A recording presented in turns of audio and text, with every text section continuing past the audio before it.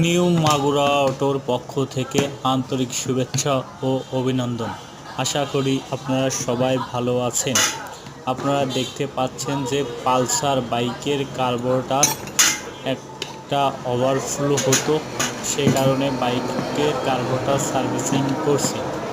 তো এখন আমি সুন্দরভাবে কার্বোরেটরটা খুলছি।